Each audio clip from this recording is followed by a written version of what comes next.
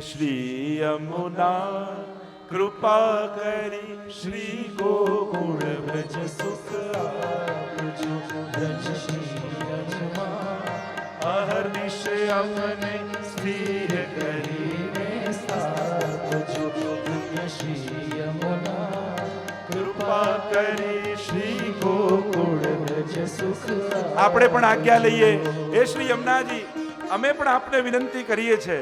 અમે ભાવાત્મક વ્રજયાત્રા માટે નીકળી રહ્યા છીએ, તો અમને પણ આપ આજ્ઞા આપો અને અમે પણ વ્રજયાત્રા કરીએ. તમે મોટા છો શ્રી મહારાણી, તમે જીવતણી કરુણા જાણી, શરણે લેજો અમને દાણી. ધન્ય શ્રી યમુના કૃપા કરી શ્રી ગોકુળ વ્રજ સુખ આપજો.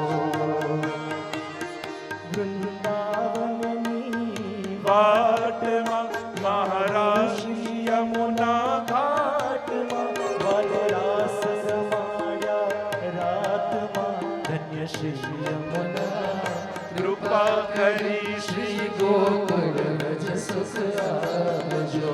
ચરણ પંકજ રેણુ શ્રી યમને જુદેની, એત કરી દેત શ્રી યમને વાસ કુંજ. અનેક 41 પદોમાં આપણે જોઈ શકીએ છીએ કે શ્રી યમુનાજીની કૃપા થાય તો જ આ દેહને અલૌકિકતાની તનુનવત્વની પ્રાપ્તિ થાય અને તો જ આ દેહ વ્રજયાત્રા કરવાનો અધિકારી થાય.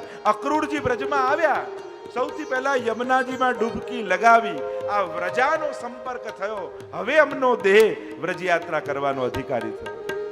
ચાલો તો થઈએ વ્રજવાસી, પરિક્રમા કરીએ 84. મારા જન્મ મરણની ટળી ફાંસી. ધન્ય શ્રી યમુના કૃપા કરી શ્રી ગોકુળ વ્રજ સુખ આપજો. ગોકુલ મથુરાની ગલીઓમાં મહારાજ મુજને ત્યાં મળ્યા. સકલ મનોરથ સફળ થયા.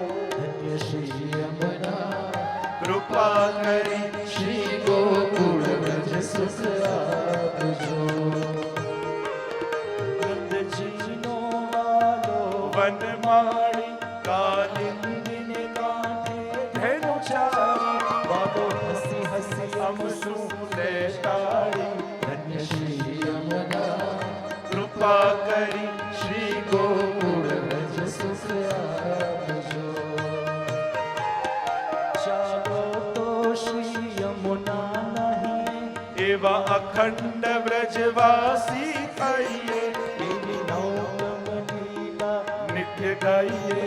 ધન્ય શ્રી યમુના કૃપા કરી શ્રી ગોકુળ વ્રજ સુખ આપજો.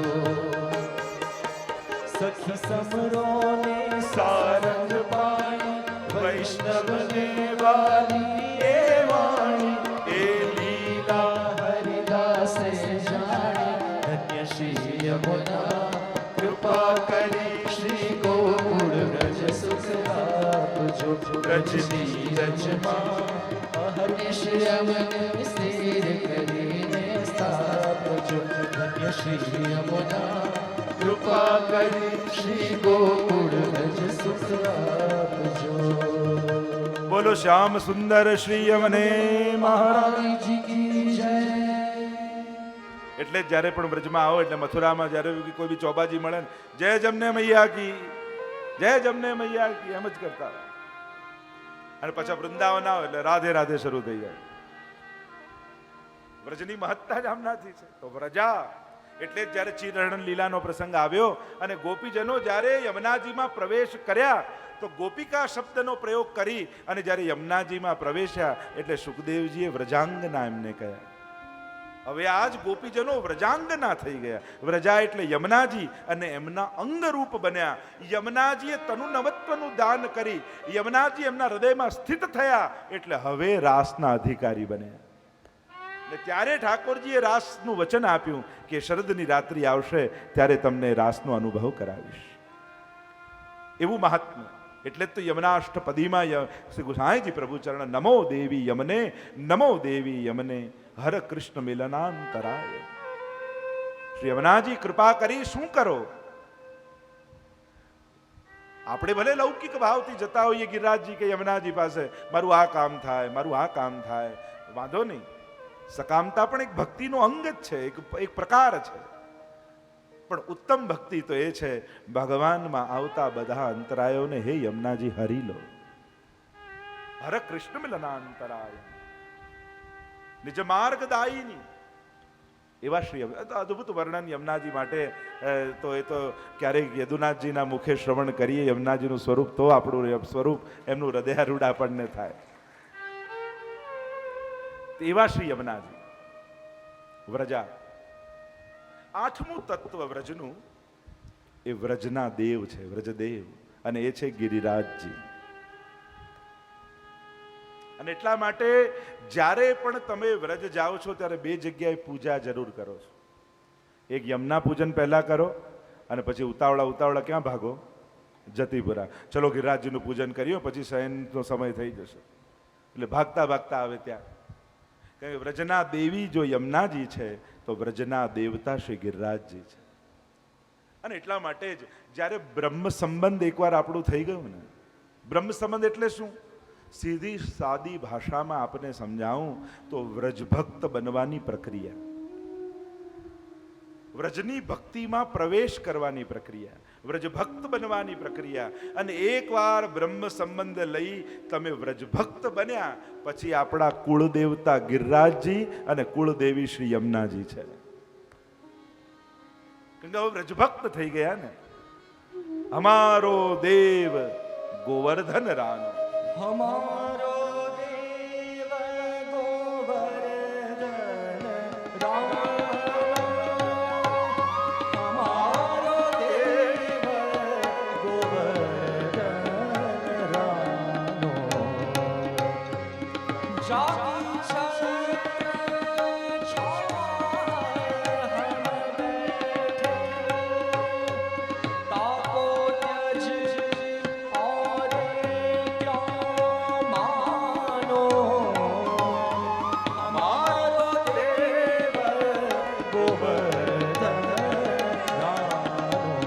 આવું સમર્થ દેવ આપણો કુળ દેવતા હોય પછી ક્યાં ફાફા મારવાની જરૂર રહે?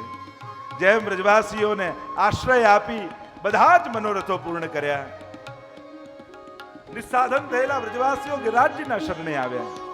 અને આજના સમયમાં કોઈ પ્રગટ દેવ હોય તો ગિરિરાજજી.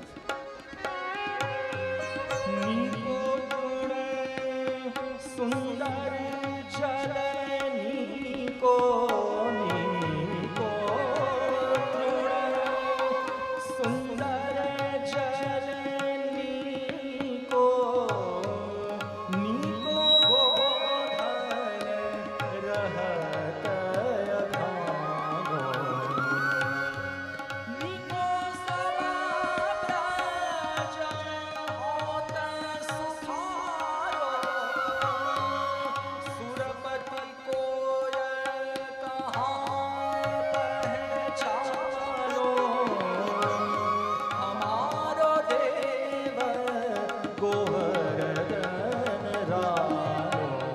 વ્રજના દેવતા ગિરિરાજજી છે. અમારો દેવ ગોવર્ધન રામ. એમની ચર્ચા તો જ્યારે આપણી પરિક્રમા જતીપુરા આવશે મુખારવિંદ ઉપર ત્યારે ગિરિરાજજીના સ્વરૂપ અને પરિક્રમા ઉપર ચર્ચા કરીશું. આ તો ખાલી તમને એક વ્રજનું દૂરથી દર્શન કરાવું છું કે આ 10 અંગ અને એના થકી વ્રજભૂમિનું રસપાન, એનું મહાત્મ જ્ઞાન. તો વ્રજના દેવ એ ગિરિરાજજી. નવમું પાસું વ્રજનું એ છે વ્રજભક્ત. વ્રજભક્તો વગર વ્રજ અધૂરું છે. સ્વયં પ્રભુ પણ જે વ્રજભક્તોને આધીન છે એ વ્રજભક્તો વગર. અને વ્રજભક્તોમાં સખાઓ આવી જાય, નંદ બાબા, યશોદાજી, ગોપીઓ આવી જાય, પશુ પંખીઓ આવી જાય, એ મોર આવી જાય, એ ગાયો આવી જાય, એ હરણીઓ આવી જાય. વેણુ ગીતમાં જેના જેના વર્ણન છે એ બધા જ વ્રજભક્તો છે. વ્રજભક્તો એટલે કેવલ ગ્વાલ અને ગોપી જ નહીં માનવા. વ્રજમાં જેટલા પણ આ તત્વો છે એ બધા જ વ્રજભક્ત છે. અને વેણુ ગીતમાં એમની ભક્તિની બહુ અદ્ભુત ચર્ચાઓ કરી છે. એક તમે જુઓ વેણુ ગીતમાં ગોપીઓ ગાતા હોય ધન્યાસ્મ મૂઢમતયોપી હરિણ્ય એતા યા નંદ નંદન ઉપાત વિચિત્ત વેશમ આકર્ણ વેણુ રણિતમ સહ કૃષ્ણ સારા પૂજામ દધુ વિરચિતામ પ્રણયાવલોકયા હરણ્યો કેવા પ્રણયાવલોકન કરે છે. જો તો ખરા ગાયોને ગાવશ્ચ કૃષ્ણ મુખ નિર્ગત વેણુ ગીત પિયુષ મુત્ત ભીત કર્ણ પુટઈ પિબંત્ય કાન ઊંચા કરી કરી કેવા પાન કરે છે. પ્રાયો બતાંબે વિહિગા મુનયો વનેસ્મિન આ પક્ષીઓને તો જુઓ, ચંચળ પક્ષીઓ ચંચળતા મૂકી કેવા સ્તબ્ધ બની. મુનિઓ છે એટલે તો ધ્રુમભુજાન શાખા ઉપર બેઠા છે ને. શાખા તો મુનિની હોય ને, મધ્યાંદિની શાખા અને તૈત્રીય શાખાઓ. એટલે તો કહ્યું એ ધ્રુમભુજાન રુચિર પ્રભાલાન. ચર્ચાઓ તો ઘણી છે, આ બધા ભક્તો છે. અને કેવલ ચૈતન્ય રૂપ દેખાતા આજ તત્વો નહીં. અનદ્ય સદા તદુપધારે મુકુંદ ગીતમ આવર્ત લક્ષિત મનોભવ ભગ્ન વેગા. જો તો કરા નદીઓ પ્રભુના ચરણ પકડવા માટે તરંગ રૂપી ભુજાઓને ફેલાવી ફેલાવી કેવી પકડવા માટે દોડે છે. અરે આ ગિરિરાજને તો જો અંતાય બદ્રિબલા હરિદાસ વર્ય આ પૂર્ણા પુલિંદ ઉરુગાય પદાબ્જ રાગ શ્રી કુમકુમેન દયિતા સ્તરમંડિતેન.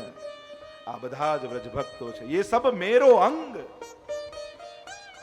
જેટલું પ્રભુને આદર આપો છો ને એટલો જ આદર વ્રજ ભક્તો પ્રત્યે પણ રાખો. જે ભાવે ઠાકોરજીને જુઓ છો એ જ ભાવ ગોપીઓમાં, સખાઓમાં, નંદ યશોદાજીમાં, ગાયોમાં, હરણીઓમાં, વૃક્ષોમાં, નદીઓમાં, પર્વતોમાં. કારણ કે સમગ્ર બ્રજ મંડળ પ્રભુનું અંગ રૂપ છે. તો જેવા પ્રભુ એવા જ આદરણીય વ્રજ ભક્ત. અને એટલા માટે વ્રજ ભક્તોની વિશેષતા બ્રજમાં છે. કારણ કે પ્રભુ વ્રજમાં વ્રજ ભક્તોને આધીન છે. આ જેટલા પણ અસુરો આદિ પણ આવ્યા, જેણે જેણે વ્રજ ભક્તોને શ્રમ આપ્યો પ્રભુ એનો ઉદ્ધાર કરી દીધો. અને એટલા માટે વ્રજ ભક્તો પ્રત્યે એવી જ શ્રદ્ધા. એટલે હું તો ઘણી વાર કહું ને, લોકો વ્રજમાં જાય તો એમ ઈચ્છે કે ઠાકોરજીના દર્શન થાય. હું તો હંમેશા એવો ભાવ રાખું કે કોઈ એક ગોપીના દર્શન થઈ જાય તો કેવો આનંદ આવે.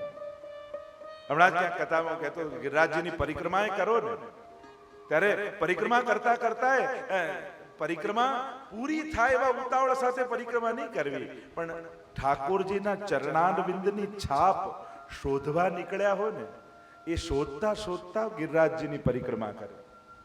કારણ કે નિત્ય ઠાકોરજી ગિરિરાજજીની પરિક્રમા કરે છે. અને પ્રભુના ચરણારવિંદની છાપ એ વ્રજ રજમાં લાગેલી હોય. એટલે તો અક્રૂરજી જ્યારે વ્રજમાં આવ્યા ને તો ચરણારવિંદના ચિહ્ન દેખાયા એટલે રથ પરથી ઉતરીને આળોટવા લાગ્યા. એટલે તો ગોવર્ધન કી રહીએ તરેટી ગોવર્ધન નિત પ્રતિ મદન ગોપાલ લાલ કે ચરણ કમલ ચિત્ત લઈએ. ગિરિરાજજીની પરિક્રમા કઈ રીતે કરવાનું? આપણું ચિત્ત એ સમય ક્યાં હોવી જોઈએ? ગિરિરાજજીની તરેટીમાં પરિક્રમાના માર્ગમાં પ્રભુની ચરણની છાપમાં ચિત્ત રહેવું જોઈએ. અને એ શોધવા નીકળ્યા હો એ રીતે શોધતા શોધતા ગિરિરાજજીની પરિક્રમા કરો. પરિક્રમા શબ્દ છે. જો આપણે ત્યાં વ્રજમાં બે શબ્દ, એક વ્રજ યાત્રા અને બીજું પરિક્રમા. યાત્રાનો અર્થ શાસ્ત્રોમાં અનેક પ્રકારથી કર્યો છે, પણ જવાના અર્થમાં યાત્રા શબ્દ છે. અને પરિક્રમાનો શબ્દ અર્થ થાય જેની પરિક્રમા તમે કરો છો એ તમારા જમણા હાથે રે એ રીતે વર્તુળાકારે ફરવું, ગોળ ફરવું, પરિક્રમા એને કહેવાય પરિક્રમા. તો વ્રજ ભૂમિ કમળાકાર છે એટલે તમે 84 કોષની પરિક્રમા, એટલે મથુરાથી શરૂ યાત્રા થાય અને ગોળ ફરી ગોકુલથી થઈ છેલ્લે પાછા મથુરા આવી અને નિયમ છોડો છો. એટલે આમ ગોળ વર્તુળાકારે ફરો છો એટલે એને કહેવાય છે પરિક્રમા. તમે ગિરિરાજજીની પરિક્રમા કરો છો ને, ગિરિરાજજીની યાત્રા નથી કરી, આપણે શું પરિક્રમા. જેમ ભૂદેવ આપણા પૂજન કરાવે ને તો જયારે પૂજન કરાવે તો કે હાથ ઉપર કરો, ગોળ ગોળ ફેરવો, પરિક્રમા પદે પદે એમ કરાવે. 16 આદિ 16 અંગથી તો 16 ઉપચારથી પૂજન થાય. એમાં પરિક્રમા એ 16 અંગમાંનું એક અંગ છે, પૂજનનો એક ભાગ છે. અને એટલા માટે મર્યાદા માર્ગી જીવો પૂજનના એક અંગ રૂપે પરિક્રમા કરે છે, અને ભક્તો ભગવદીઓ એ ઠાકોરજીના દર્શન અને ચરણાર વિંદના રજના સ્પર્શની ભાવનાથી આ ગિરિરાજજીની પરિક્રમા કરે છે. નિત્ય ઠાકોરજી પરિક્રમા કરે છે. આજે પણ ઠાકોરજી નિત્ય ગિરિરાજજીની પરિક્રમા નિશ્ચિત કરે છે. તો આ રીતે ગોળ આકારે વર્તુળ આકારે ફરવું એને કહેવાય પરિક્રમા. અને યાત્રા કહેવાય જ્યાં આત્મા સુધીની ગતિ થાય, યાત્રા. અને એક લૌકિક ભાષામાં આપણે જાત્રા કહીએ ને, કે ત્રાસ વેઠવાની ત્રેવડ હોય તો જા, જેને કહીએ જાત્રા.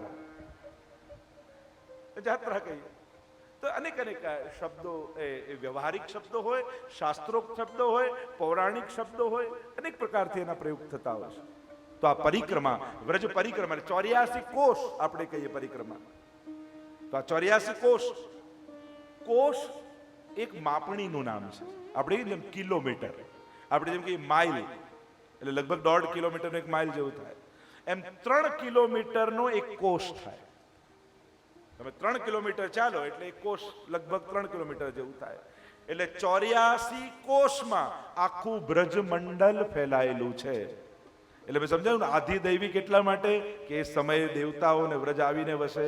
84 કોષ બીજું કહીએ છીએ આપણે.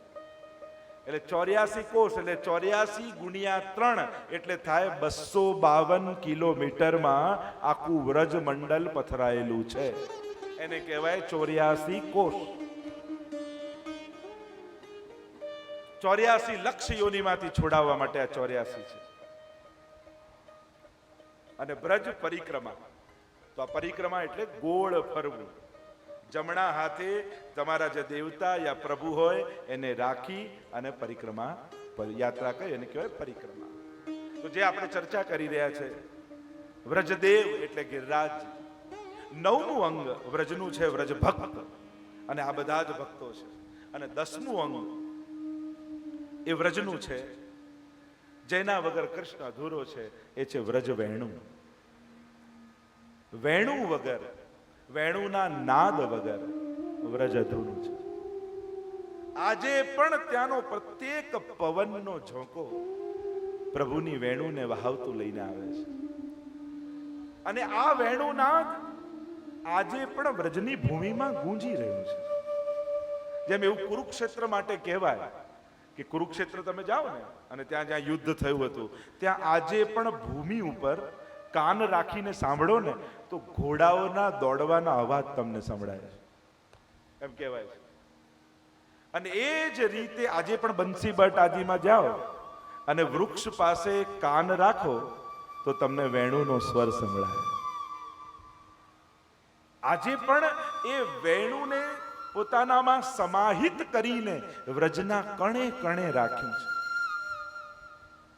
ગોપ્ય કિમાચરદયમ કુશલમ સ્મ વેણુ દામોદરાધર સુધામપી ગોપિકાનામ ભુંક્તે સ્વયં યદ વશિષ્ઠ સમૃદિન્યો ઋષ્યત્વચોશ્રુ મૂચુસ્તરવો યથાર્યા. વેણુ માટે પણ કેટલું કહેવાયું, કેટલું લખાયું.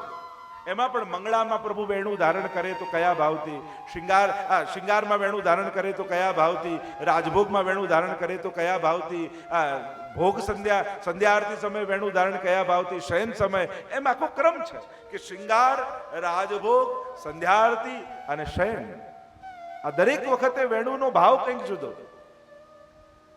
આખું વેણુ ગીત કેટલું અદ્ભુત છે, અદ્ભુત ચર્ચાઓ એની છે. દરેક વખતના ભાવનાઓ જુદા છે. કયા સમયે પ્રભુ વેણુમાં કયો રાગ વગાડે એની ચર્ચા છે. સંધ્યાના સમયમાં જ્યારે ગાયોના વૃંદને લઈને પ્રભુને આવતા હોય ત્યારે ગૌરી રાગ વેણુ મેં ભરે. ગૌરી રાગ ઠાકોરજી વેણુમાં નાદ કરતા કરતા, જેમ આ સમય થયો હોય વ્રજમાં, અત્યારે સંધ્યાનો કાલ થયો છે અને આ સમયે ઠાકોરજી વ્રજમાં ગાયોને ચરાવીને ગોકુલમાં પધારતા હશે. અને ત્યારે વેણુનો નાદ સ્વર ભરતા ભરતા, છઠ્ઠું આખ્યાન તો તમે જુઓ, સગુણ શ્યામળાવાલા અહર્નિશ દર્શન આપોજી, પરમ સુખ દેવાની કાજે વ્રજ મંડળ સ્થિર કરી સ્થાપો જી પરમ સુખ ક્યાં છે? વ્રજમંડળ. વલ્લભ કુંવર કોડામણા તમારું નામ નિરંતર લીજે જી. રૂપ સુધારસ માધુરી ને લોચન ભરી ભરી લીજે જી. ઠાકોરજી વેણુના સ્વર ભરતા ભરતા ગાયોના વૃંદને લઈ યો કરતા કરતા જ્યારે વૃંદાવનથી ગોકુલની તરફ પધારે, ગોધનને લઈ આગે ગાય, પાછે ગાય, હિત ગાય, હુત ગાય. અરે ગૌરી રાગ વેણુ મેં ભરે. ત્યારે ગૌરી રાગ વગાડે. કહેવાય છે કે રાસમાં ગોપીઓને બોલાવે ત્યારે દેશ રાગ વગાડે. જ્યારે રાસના મધ્યમાં મંડળની મધ્યમાં ઠાકોરજી હોય ત્યારે કેદાર અથવા માલવ વગાડે. દરેકમાં કયા સમયે કયા રાગ પ્રભુ વગાડે છે વેણુમાં એનો પણ ઉલ્લેખ છે. તો વ્રજ વેણુ, વેણુની મહત્તા વ્રજમાં છે. અને એની વિશેષ મુરલિયા કોણ તપતે કીનો, કયું તપતે કર્યું છે કે અમારી સુધાને તું ગ્રહણ કરે છે. કારણ કે આખા વેણુમાંથી આપણી પુષ્ટિ સૃષ્ટિનું પ્રાગટ્ય છે. એટલે વ્રજમાં વેણુનું અતિશય મહત્વ છે. આપણે ત્યાં તો બે સૃષ્ટિ કહીએ ને કે બિંદુ સૃષ્ટિ ને નાદ સૃષ્ટિ. પ્રભુએ વેણુ વગાડીને સાંભળીને જે ગોપીઓ વ્રજભક્તો દોડીને આવ્યા એ આપણી વૈષ્ણવી સૃષ્ટિ, એ નાદ સૃષ્ટિ છે. અને જ્યારે વગાડતી સમયે અધરના બિંદુ સરયા અને સ્વામીજીએ ઝીલી લીલા એ બિંદુ સૃષ્ટિ એ આપણે ત્યાં વલ્લભ કુલને મનાય છે. અને એટલે જ કહ્યું, સવારે પણ સ્મરણ કર્યું હતું, એસી બંસી બાજી બન ઘન में व्याप रही धुनी महामुनिन की समाधि लागी और सो अब लक्ष्मण भट्ट गृह द्वार. એ જ વેણુનાદ, એ જ વેણુ, એ જ સુધા હવે લક્ષ્મણ ભટ્ટજીના ઘરે શ્રી વલ્લભ રૂપે પ્રગટ થઈ છે. એટલે આ કલયુગમાં વેણુનાદ કયો? તો કહ્યું મહાપ્રભુજીની વાણી જ કલયુગમાં વેણુનાદ છે. એટલે વૈષ્ણવ એ વાણીનો આસ્વાદ કરે તો વેણુથી સુધા પ્રાપ્ત થઈ, વ્રજભક્તોને જે પ્રાપ્તિ થઈ એ જ પ્રાપ્તિ વલ્લભની વાણીના અવગાહન કરવાથી થાય છે. એમાં કોઈ ભેદ નથી. શ્રી વલ્લભનું સ્વરૂપ જ એ છે. સપ્તશ્લોકીમાં ગુસાઈજી પ્રભુ ચરણ સમજાવે છે સ્વરૂપ. સ્ફુરત કૃષ્ણ પ્રેમા મૃત રસ ભરેણા તિ ભરિતા વિહારાંકુરવાણા વ્રજપતિ વિહારાધીષુ સદા પ્રિયા ગોપી ભરતુ સ્ફુરતુ સતતં વલ્લભરિતિ પ્રથાવત્યસ્માકં હૃદિ સુભગમૂર્તિ સકરુણા. એવા સુભગમૂર્તિ સકરુણા. કઈ સુભગમૂર્તિ? આ સ્મૃત કૃષ્ણ પ્રેમામૃત રસ ભરેણાતિ ભરિતા. આ સુધારૂપ શ્રી વલ્લભ છે. તો વ્રજ વેણુ એ શ્યામ તેરી બંસી પાગલ કર જાતી હૈ, શ્યામ તેરી બંસી પાગલ કર જાતી હૈ, મુસ્કાન તેરી મીઠી ઘાયલ કર જાતી. આ બધું ગવડાવું છું એટલા માટે કે જો એક ગોળી ખવડાવું છું ને એ સીધી ઉતરી જાય અંદર, એટલા માટે. વેણુનું મહાત્મ્ય સ્થિર થઈ. જેમ આપણે ગોળી પાણી સાથે લઈએ એમાં કીર્તન ને ભજન ને આ એવા રસ છે કે જે ગોળી અંદર ઉતરતી ના હોય એ ઘૂંટડો પી એટલે અંદર. યદિ સોને કી હોતી તો ક્યા કરતી ये बंसी, यदि सोने की होती तो क्या करती ये बंसी, जब बांस की होकर जब बांस की होकर भी कितना तड़पाती है ऐ शाम तेरी बंसी सी पागल कर जाती है। વ્રજ વેણુ. અને એટલા માટે વેણુની વિશેષતા આપણે ત્યાં સ્વીકારાય. સંક્ષિપ્તમાં આ 10 અંગ વ્રજના છે અને એના ઉપર આપણે ચર્ચા કરીશું. એના થકી વ્રજ મહાત્મ્યનું દર્શન કરીશું. આવો પ્રવેશ કરી આગળની ચર્ચામાં. જ્યારે વ્રજ યાત્રા કરવા આપણે જઈએ ત્યારે સૌથી પહેલા મથુરામાં આવી યાત્રાના કેટલાક નિયમો હોય છે. એટલે કે નિયમ હોય, યાત્રા કરવાનો પ્રકાર હોય અને યાત્રાનું ફળ હોય. આ ત્રણેય વસ્તુની ચર્ચા કરવામાં આવે. નિયમ શું યાત્રાનો, પ્રકાર શું, વિધિ શું અને યાત્રા કરવાનું ફળ શું. યાત્રાના નિયમની જો આપણે ચર્ચા કરીએ તો જ્યારે હાથમાં લઈ યમુનાજી લઈને ચર્ચા કરતા હોય ત્યારે નિયમો લેવામાં આવે કે હું સત્યનું ઉચ્ચારણ કરીશ, મધુર વાણી બોલીશ, કામ, ક્રોધ, લોભ, ઈર્ષા, દ્વેષ, મત્સર આ બધા ગુણો, દુર્ગુણોથી રહિત રહીશ, બીજાના અપરાધોને ક્ષમા કરીશ, અપરાધ નહીં કરું કોઈ પણ પ્રકારના. એવા ઘણા બધા નિયમો લેવાતા હોય છે યાત્રા દરમિયાન. શુદ્ધતા, પવિત્રતા, આચાર વિચાર પાળીશ, કોઈ પણ કષ્ટ પડે તો ધૈર્ય રાખીશ, ખુલ્લા પગે ચાલીશ, શુદ્ધ અને પવિત્ર વસ્ત્રોને ધારણ કરીશ. અને બીજા પણ નિયમ લેતા હોય કે સાબુ આદિનો પ્રયોગ નથી કરતા હોતા, દાઢી આદિ, નખ, વાળ આદિ કાપતા નથી હોતા, એના પણ નિયમ હોય છે. ભૂમિ પર સુવાનો નિયમ રાખતા હોય છે, ગાદી આદિમાં સૂતા નથી હોતા. તમારે નથી પાળવાનું, આ તો વ્રજયાત્રા જે કરતા હોય ફિઝિકલી, એટલે ચિંતા ના કરતા. વૃક્ષો આદિની ડાળ નહીં કાપવી, તીર્થને અપવિત્ર અશુદ્ધ નહીં કરવું. ઘણા બધા એવા નિયમો લેવાતા હોય છે. જ્યારે પણ તમે કોઈ પણ તીર્થમાં જાઓ ત્યારે કમથી કમ એ તો આગ્રહ રાખવો કે આપણા દ્વારા એ અપવિત્ર અથવા એની પવિત્રતા અને સ્વચ્છતામાં હાનિ ન પહોંચે એનો વિવેક રાખવો. એટલે તીર્થમાં પવિત્ર થઈને રહેવું અને તીર્થ બગાડવું નહીં, એ આપણું પવિત્ર સ્થાનો છે. બને તો આપણાથી કોઈ પાપ ન થાય એની સાવધાની રાખવી. કાયિક, વાચિક, માનસિક ત્રણેય પ્રકારના પાપ છે, એનાથી સાવધાન રહેવું. બને તો કોઈને દુઃખ ન પહોંચે એ રીતે રહેવું, કોશિશ કરવી. કારણ કે ઘણી વાર જાણતા અજાણતા ઘણાને દુઃખ પહોંચી જાય આપણી વાણી દ્વારા, વ્યવહાર દ્વારા.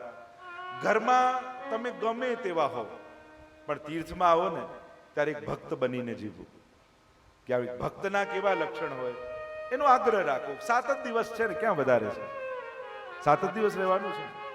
અને પછી જો ટેવ પડી જાય તો કાયમ માટે કરી લેજો.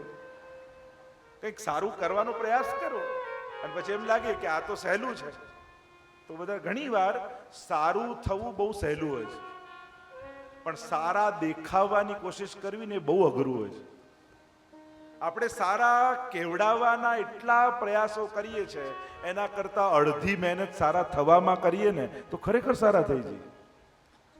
હવે વિચાર કરો, ઝઘડવું સહેલું, અપશબ્દો બોલવું સહેલું કે ચૂપ રહેવું વધારે સહેલું? ચૂપ રહેવું સહેલું. તો સહેલી વસ્તુ કેમ નથી વાપરતા? કેમ આવા ટાસ્ક, અઘરા કામ કરવાના લો છો?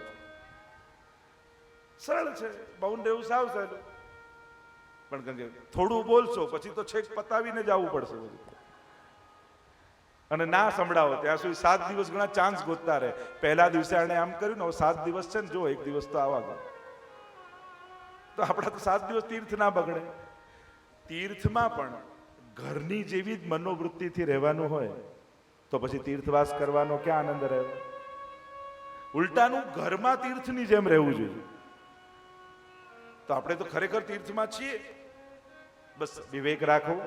કારણ કે હવે કોઈના ઘરે તમે ગયા હો અને એનું ઘર બગાડી નાખો તો એને શું થાય? આ ફરી ના આવે તો સારું. એમાં તીર્થો છે ને ભગવાનના ઘર છે. અને આને બગાડીને જાઓ. અને બગાડવું એટલે ખાલી કોઈ વસ્તુ કે કચરો કરવો જ નહીં. પ્રદૂષણ એ કેવલ ભૌતિક નથી હોતું, એ માનસિક હોય છે, વૈચારિક હોય છે, વ્યવહારિક હોય છે, અનેક પ્રકારથી. ઘણીવાર જગ્યા ન બગાડીએ પણ વાતાવરણ તો બગાડીને આવીએ જ છે. ઘણીવાર આપણે કચરો નાખીને જગ્યા ન બગાડીએ પણ આખો માહોલ એવો બગાડી નાખીએ આપણી વાણીથી, વિચારથી, વ્યવહારથી કે એક વ્યક્તિ 100 ને ઉદ્વેગ કરાવી દે એવું થઈ જાય ને. એટલે 100 જણાને તમે ભગવાનનું નામ છોડાવો તો આ પણ અપરાધ નથી. તીર્થમાં આવીને કોઈને ભગવાન ભૂલવવા એ પણ એક પાપ છે. યસ્માનનો દ્વિજતે લોકો લોકાનનો દ્વિજતે ચયઃ. ગીતાજીમાં કેવું સુંદર લક્ષણ, કોઈનાથી ઉદ્વેગી થવું નહીં અને આપણાથી કોઈને ઉદ્વેગ થાય એવું રહેવું નહીં. કમથી કમ 7 દિવસ એ રીતે રહીએ કે આપણાથી કોઈને ઉદ્વેગ ન થાય અને કોઈનાથી આપણે ઉદ્વેગિત ના થઈએ. આ બંનેનો વિવેક. કારણ કે આ બંને વિવેક ના આવે ને, આપણાથી કોઈને ન થાય એ તો સચવાય પણ કોઈનાથી આપણને ન થાય એ બી અઘરું છે. કારણ કે મનોવૃત્તિ એવી તૈયાર જોઈએ કે વિપરીત માહોલ જોઈને પણ આપણને ઉદ્વેગ ન થાય, કોઈના માટે મન ન બગડે, એ પણ બહુ મોટી વાત છે. તો એવા ઘણા બધા નિયમો, ચલો આપણે જે પાળી શકો એ મનોમન સંકલ્પ કરજો. કારણ કે વ્રજયાત્રા અહીંયાથી નિયમ લઈને તો અનેક પ્રકારના નિયમ. બીજો છે પ્રકાર, યાત્રાના વિધાન કયા. આપણે ત્યાં 3 વસ્તુ બહુ મહત્વની હોય છે યાત્રામાં: દાન, વ્રત અને જપ. યાત્રા જ્યારે કરો ત્યારે આ 3 તમારા સંગાથી છે, આ 3 તમારા બળ છે. તમારા ભાવને યાત્રામાં સાચવવાના બળ કયા, ટેકાઓ કયા? તો કે આ 3: દાન, વ્રત અને જપ. જ્યારે પણ તીર્થમાં જાઓ આ 3 વસ્તુ અવિરત રૂપે કરો. બને તો રોજ તીર્થમાં કાંઈ ને કાંઈ દાન કરો. કોઈ પણ તમને લાગે યોગ્ય જગ્યાએ જેટલું પણ સામર્થ્ય હોય, કોઈ એમ નથી કહેતું કે સામર્થ્ય વધારે કરો, મનને દુઃખ થાય એટલું દાન પણ નહીં કરવું. જેનાથી મનને પ્રસન્નતા થાય એટલું દાન કરો. દાનનું ફળ મનની પ્રસન્નતા છે. જ્ઞાન નિષ્ઠા તદા જ્ઞેયા સર્વજ્ઞો હિ યદા ભવેત, કર્મ નિષ્ઠા તદા જ્ઞેયા યદા ચિત્તમ પ્રસિદ્ધત. મહાપ્રભુ પણ આજ્ઞા કરે છે ને, કર્મની નિષ્ઠા સફળ ક્યારે થાય? જ્યારે ચિત્તમાં પ્રસન્નતા આવે. એટલે યજ્ઞ, વ્રત, સંયમ આ બધું જે પણ કર્મને લગતું કરો ને એ રીતે કરવું જેથી મન પ્રસન્ન થાય. જો આપણે આને મદદ કરીએ તો ચિત્તને પ્રસન્નતા થાય. રોજ દાન કરો, દાન પ્રસન્નતા આપે છે. તો યથા યોગ્ય યથા શક્તિ, જ્યાં પણ યોગ્ય લાગે તો ત્યાં દાન. અને વ્રત, કોઈ પણ પ્રકારના નિયમ અથવા ઉપવાસ આદિના વ્રત. આપણે ત્યાં વ્રજયાત્રા પણ કરવા જઈએ ને અથવા કોઈ પણ તીર્થમાં જઈએ તો ત્યાં પણ વ્રતના વિધાન હોય છે. એમ દાનના પણ વિધાન હોય ને, કે જેમ દેહ કુંડ આવ્યું તો કે અહીંયા સોનાનું દાન, આ કુંડ આવ્યું તો અહીંયા રૂપાનું દાન. જેમ ગ્રહણ સમય પણ દાનના પ્રકાર હોય છે. જ્યોતિષ શાસ્ત્રમાં પણ આ 3 જ સુરક્ષાના ઉપાય બતાવ્યા છે. જ્યોતિષ શાસ્ત્રમાં પણ કે કોઈ ગ્રહ નડે છે કે કોઈ યુતિ નડે છે તો ઉપાય શું, સમાધાન શું? તો ગમે તેવો જ્યોતિષ હોય આ 3 જ વસ્તુ બતાવશે. કાં કોઈ દાન કરવાનું કહેશે, કાં કોઈ ઉપવાસ કરવાનું, વ્રત કરવાનું કહેશે, અને કાં કોઈ મંત્રનો જાપ આપશે કે ચલો આટલા લાખ જાપ કરો, આટલા અખંડ જપ કરો કે આના જપ કરાવડાવો. આ 3 જ ઉપાય બતાવશે કે ગ્રહથી સુરક્ષા થાય. એમ તીર્થમાં પણ આ 3 બળ છે તીર્થયાત્રી, જેનાથી એનું મનને બળ મળે છે યાત્રા કરવાનું, જેનાથી એને પુણ્યની પ્રાપ્તિ થાય છે. તો દાન, જ્યાં જેનું વિધાન હોય એ દાન કરવું. જેમ વ્રજયાત્રા કરવા ગયા હોય તો આપણા ચોબાજી, આપણા પુરોહિત આપણી સાથે હોય, એમ તીર્થમાં પણ તીર્થ પુરોહિત હોય, એ સંકલ્પ કરાવે. અને સંકલ્પ કરીને દાનની પણ વિધિ છે. કયા સમયે શેનું દાન કરાય, કઈ જગ્યાએ શેનું દાન કરાય, એમ વ્રજમાં આખું વિધાન હોય છે. અમુક કુંડમાં અમુક વસ્તુના દાનનું મહાત્મ્ય કયું છે, ત્યાં એ પ્રકારની લીલાઓ થઈ હોય એટલે એ પ્રકારનું દાન કરાય. દાન, વ્રત અને ત્રીજો જપ. બને તો તીર્થમાં જ્યારે યાત્રા કરો યા તીર્થવાસ કરો યા વ્રજયાત્રા કરો, મુખમાં બને એટલું ભગવદ નામનો મંત્રનો જાપ કરો. મનના ત્રાયતે ઇતિ મંત્ર, જે મનની રક્ષા કરે મંત્ર છે. અને એટલા માટે કોઈ પણ મંત્ર, જે મંત્રમાં તમને આસક્તિ હોય, ભગવદ નામનું સ્મરણ થાય અને મંત્રનો જાપ થાય. આ બંનેમાં ફરક છે. ઘણીવાર લોકો કે આ ગણી ગણીને શું કરવાનું, ભાવ મુખ્ય છે, ગણતરી ક્યાં મુખ્ય છે? ના, શાસ્ત્રોમાં ગણતરીની પણ પ્રધાનતા છે, સંખ્યાનું પણ બળ કહેવામાં આવ્યું છે. એટલે કોઈ એમ કે ગણીને નહીં કરવું, ના, એ જરૂર નથી. ગણવાનું મહત્વ છે. કારણ કે મંત્ર જાપ જ્યારે જપ તમે કરો છો ત્યારે કેટલા મંત્રના જપ કરવા એના વિધાન શાસ્ત્રોમાં છે. આના 1.25 લાખ, યા આપણે કહીએ કે આ પાઠ છે તો કે યમનાષ્ટક 9 વાર કરવા. એટલે કે એવું વિધાન હોય કે જે પાઠના જેટલા શ્લોક હોય એટલી વારે પાઠ કરવા જોઈએ. જેમ 35 સર્વોત્તમ, તો 35 ક્યાંથી આવ્યું? તો કે 35 એના શ્લોક છે. 35 શ્લોક છે એટલે 35 વાર કરવું. યમનાષ્ટકના 9 શ્લોક છે એટલે કે 9 વાર કરવું. આવું એક વિધાન આપણે ત્યાં છે. એટલા માટે સંખ્યાનું મહત્વ છે. ભક્તિ માર્ગનું એક અંક ગણિત પણ છે. અમુક સંખ્યાઓના બળ આપણે ત્યાં કયા છે, તો એની પણ ઘણી ચર્ચા કરી શકાય. જેમ 108 મણકા હોય છે તો એનું પણ કારણ છે. કેમ 108? માળા કઈ રીતે ફેરવાય, સુમેરું આવે તો પાછું કઈ રીતે ફેરવી લેવું, ગૌમુખી શા માટે રાખવી, એકની માળા બીજો ફેરવી શકે. આ બધા જપના પણ કેટલા પ્રકાર છે ને એ પ્રકારે જ જપ કરવું જોઈએ. જપના વિધાન છે, સ્મરણનું કોઈ વિધાન નથી હોતું. જપ અને સ્મરણમાં ફરક શું? કરવું પડે એને જપ કહેવાય અને સહજ સ્નેહથી થયા કરે એને સ્મરણ કહેવાય. સ્મરણ બહુ મનની સ્વાભાવિક વૃત્તિ છે, મનની સ્વાભાવિક પ્રવૃત્તિ છે. સહજ સ્નેહને કારણે સુધી આવે એને સ્મરણ કહેવાય. એના કોઈ વિધાન ના હોય. એ તમે સૂતા, ઉઠતા, બેસતા, જાગતા અષ્ટાક્ષરનું સ્મરણ કરી શકો. પણ તમારો નિયમ જે છે એ જપના પ્રકારમાં આવે કે 5 માળાનો મારો નિયમ, એટલે માળા લઈ અમુક આસન ઉપર બેસી અમુક રીતે બેસી એનો જાપ કરવો. કારણ કે મંત્રની એની ડિગ્નિટી પણ છે, એનો અહોભાવ. મંત્રો ભગવદ રૂપ કહેવાય છે. એટલે જ કહેવાય કે આ રીતે બેસવું, પગમાં જોડા હોય તો શું થાય, કઈ રીતે કરાય. કોઈ કે અહર્નિશ અષ્ટાક્ષર જપવાનું કહ્યું, અમે ચપ્પલ પહેરી હોય તો કરાય? તો કે ત્યારે ઉચ્ચારણ નહીં કરવું. જપના 3 પ્રકાર, વાચિક, માનસિક અને ઉપાંશુ. 3 રીતે જપ થાય. એક વાચિક એટલે મોઢેથી બોલવું. કેટલું બોલવું? પાડોશીને સંભળાય એટલું નહીં, આપણા કાનને અવાજ આવે એટલો જાપનો ઉચ્ચારણ કરવો. મંત્રનો અવાજ કેટલો હોવો જોઈએ કે આપણા કાનને શબ્દ સંભળાવવો જોઈએ. એટલે કર્ણમાં જાય, પછી પાછું મુખથી નીકળે, પાછું કર્ણમાં જાય, ત્યારે હૃદયમાં એ રસ સ્થાપિત થાય. એવું વેણુ ગીત અને યુગલ ગીતની સુબોધનીમાં પણ મહાપ્રભુજી પ્રકાર જે બતાવ્યો છે કે ગોપીજનો વેણુના સુધાનું શ્રવણ કરે છે, પાછું અવગાહન કરે અને પાછું કર્ણમાં જાય ત્યારે રસ સ્થાપિત થાય હૃદયમાં. એવો આખો પ્રકાર બતાવ્યો છે. તો પોતાના કર્ણને સંભળાય એટલું ઉચ્ચારણ. બીજું વાચિક, પછી બીજું ઉપાંશુ, હોઠ ફફડે પણ અવાજ ના આવે. અને શ્રેષ્ઠ માનસિક કયું છે, માનસિક જપ. પણ એ સ્થિતિ છે, પ્રક્રિયા નથી. માનસી સેવા એ સ્થિતિ છે, પ્રક્રિયાનું નામ નથી, ક્રિયાનું નામ નથી. એટલે વાચિક જપ કરતા કરતા મન એવી સ્થિતિમાં પહોંચી જાય કે સહજ જપ કર્યા કરે એને કહેવાય માનસિક જપ. મનમાં કરીએ પ્રયાસ તો એ સાધન રૂપ અને થયા કરે એ ફલ રૂપ. તો આમ જપના અનેક પ્રકાર છે. તો દાન, વ્રત અને જપ. એટલે તીર્થયાત્રા કરવા નીકળો, એમાં પણ વ્રજયાત્રા કરવા જાઓ ત્યારે અખંડ ભગવદ નામ મુખમાં રહેવું જોઈએ. કારણ કે મહાપ્રભુજીની આજ્ઞા છે, ગાયના શિંગડા પર રાઈનો દાણો રહે એટલી વાર પણ જો ભગવાનને ભૂલ્યા તો કલયુગ પ્રવેશ કરી દે. એટલે વ્રજમાં ગયા એટલે બધું સારું જ થવાનું, બધું સારું જ દેખાવાનું એવું જરૂરી નથી.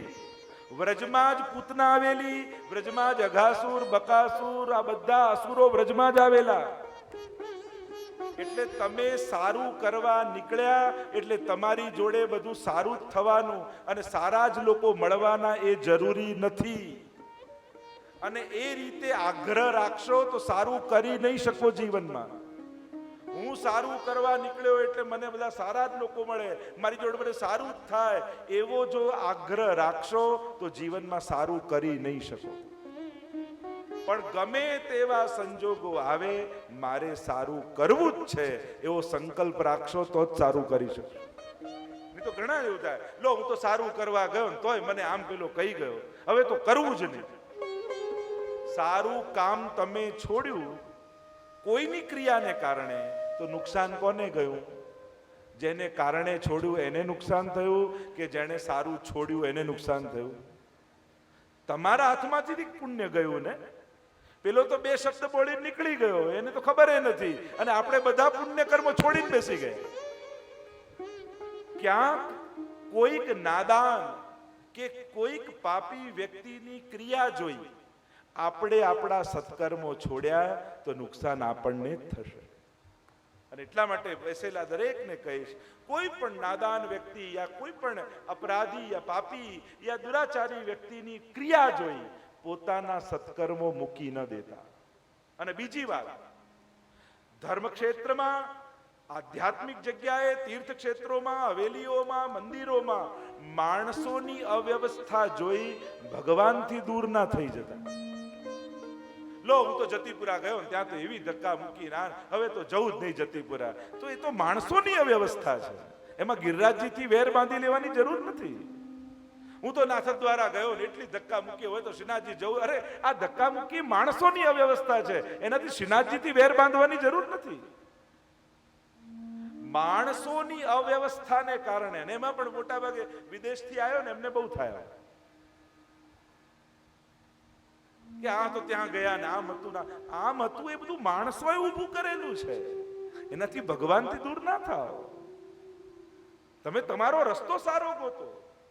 અને એટલા માટે નાદાન બનીને જો તમે કોઈ ઉત્તમ સ્થાને જશો તો ત્યાંનો આનંદ નહીં પામી શકો. ભગવાન પાસે ભગવાન માટે ગયા હોઈએ ત્યારે માણસોની બહુ ક્રિયાને મહત્વ નહીં આપે. માણસ આવા જ છે ને, દરેક દેશનું, દરેક જગ્યાની એક જુદી રીત ને પ્રક્રિયા હોય છે જ. એને કારણે કોઈની અવ્યવસ્થા, કોઈનો દુર્વ્યવહાર, આ બધું જોઈ પ્રભુથી દૂર નહીં. હું તો હવેલીમાં ગયો, પેલાને આગળ કર્યો, મને પાછળ રાખ્યો, મને તો આમ ન થયું, ના ન થયું, હવે તો હવેલી જવું જ નહીં. અરે આ માણસોની અવ્યવસ્થા છે, એને કારણે ઠાકોરજીથી દૂર કેમ થવાનું? ક્યારે નહીં. સમજ મોટી રાખો. સમજ નાની હશે ને તો સત્કર્મો જીવનમાં કરી નહીં શકો. સમજ શ્રેષ્ઠ હશે તો જ આજના સમયમાં તમારા હાથે સત્કર્મો થશે. સામર્થ્ય મળ્યું એટલે એમ ન સમજી લેતા કે તમારા હાથે સત્કર્મો થશે.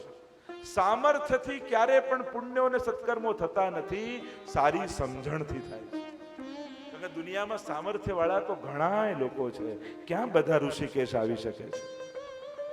નહીં તો ટિકિટ કપાવીને એમને આવી જવાતું હોત કથામાં તો ઘણા કરી શકે.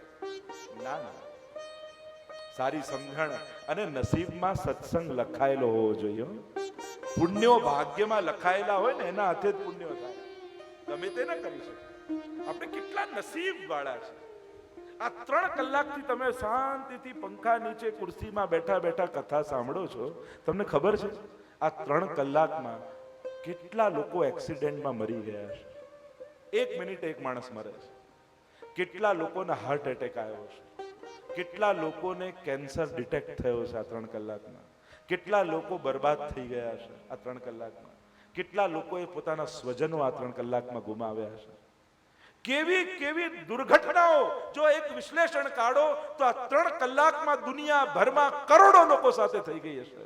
અને તમે ઠાકોરજીની કૃપાથી પંખા નીચે બેઠા, ખુરશીમાં બેઠા બેઠા આ કથા સાંભળી રહ્યા છો. આ ઓછું સૌભાગ્ય નથી. આ આપણે વર્ગીકરણ કરતા નથી એટલે આપણને લાગે લો બેઠા 3 કલાક થઈ ગયા કથામાં, અને ખરેખર થઈ ગયા નહીં, 6 વાગવા આવી ગયા તો આ થઈ ગયા. આપણે એમ લાગે લો બેઠા અમે તો આયા 7 દિવસ મજા. 7 દિવસ એમને આનંદમાં ક્યાં બધા ના જાય છે? ક્યાં બધાનું ધાર્યું થાય છે? તમે ધાર્યું કે મારે 3 કલાક સત્સંગ કરવો છે અને થઈ ગયો 3 કલાક. કેટલી મોટી કૃપા તમારા પર છે. કોઈ મનોરથી બન્યું, કોઈ આરતી કરે છે, કોઈ વ્યવસ્થા કરે, કોઈ પ્રસાદની વ્યવસ્થા કરે, કોઈ મંચની વ્યવસ્થા કરે, ભૂદેવો પારાયણ કરે, વૈષ્ણવ એકબીજાને મળીને જય શ્રી, આટલા લોકો જોડે ઘરે રોજ જય શ્રી કૃષ્ણ થાય છે? બને તે કોશિશ કરજો. યાત્રામાં જેટલા આવ્યા હોય ને બધાને જય શ્રી કૃષ્ણ કરવાનો નિયમ લઈ લો, તમારી લગભગ 10 માળા તો થઈ જશે. 801 જણા છે ને, તો લગભગ 10 માળા કૃષ્ણના નામની થઈ જશે. તો આટલા લોકોને ક્યાં રોજ જય શ્રી કૃષ્ણ થાય છે? અહીંયા છીએ તો લાભ કેમ ન લઈ લઈએ? આ સુવિધાનો ઉપયોગ કરો. ઠાકોરજી આ સૌભાગ્ય આપ્યું છે તો આનંદ કેમ ને? તો આ બધું વિચારીએ ને ત્યારે આપણને ખબર પડે કે આવા 3 કલાક આપણા સારા ગયા આ નાની બાબત નથી, કેટલી મોટી બાબત છે. તો આપણે કેટલા ભાગ્યશાળી છીએ, કેટલા લકી છો તમે લોકો. હું કે મને તમારા જેવા શ્રોતા મળ્યા, કેવા ધ્યાનથી સાંભળો છો તમે બધા. ફટાફટ 3 વાગે ચા પી 2:15 સુધી આવી જાવ. કાલે 3 વાગ્યા સુધી 2:45 પી લેજો, 3 વાગે આવી જજો. એટલે આપણા સૌભાગ્યની 15 મિનિટ ઓછી ના થઈ જાય, એટલા માટે કહું છું. સત્સંગની તો કદાચ જાય, પણ આ સૌભાગ્યની આપણી 15 મિનિટ જતી રહે, કેટલું મોટું નુકસાન આપણને થઈ જાય. તો ચલો કથા વિરામ તરફ લઈ જાઉં. અને કાલથી આપણે યમુનાજીના તટ ઉપર નિયમ આદિ તો તમે બધાએ લઈ લીધા છે, એટલે હવે કાલથી જે વ્રજયાત્રા આપણી ઉપડશે અને બધા જ સાથે મળી ગોપાલ ગોપાલ કરતા કરતા આપણે બધા વ્રજયાત્રામાં જઈશું. તો આજે થોડો દાનનો ને મનોરથ છે, એટલે એક કીર્તન દાનનું આપણે લઈ લઈએ અને ત્યાં સુધી બધી વ્યવસ્થા કરીએ ને ખૂબ શિસ્તબદ્ધ રીતે, કારણ કે બધા જ વૈષ્ણવ વિનંતી કરી દાનના મનોરથની, એટલે એક એ દાનનો મનોરથ આપણે કરીશું. અહીંયાથી પદ ગવાશે તો સૌથી પહેલા આપણે આરતી કરી લઈએ. આરતી થઈ જાય અને ત્યારબાદ દાનના પદ સાથે દાનનો મનોરથ કરીશું. અને રોજ ત્યાં ગંગાજીની આરતી થશે. જે નવા વૈષ્ણવ આવ્યા છે, દર વર્ષે જે આવે છે એમને તો ખબર છે કે જ્યારે વિરામ થાય અને પછી ગંગાજીના કિનારે જવાનું હોય છે. અહીંયાથી સીધા સીધા સીધા સીધા તમે જશો એટલે ગંગાજીનો કિનારો આવશે અને ત્યાં ગંગાજીની આરતીનો લાભ તમને મળશે. અને રોજનો આ ક્રમ સવારે 9 થી 12 ભ્રમર ગીત ગોપીઓના મુખેથી ગવાયું અને સાંજના સમયે જ્યાં એ ભૂમિ ઉપર ગવાયું એના મહાત્મ્યની ગાથા. આ બંનેનો આનંદ લેતા લેતા 7 દિવસ જીવન કો ફલ પાઈએ, એ ફળનો આપણે આનંદ લઈશું. બોલો ગોવર્ધન નાથ કી, વલ્લભાધીશ કી.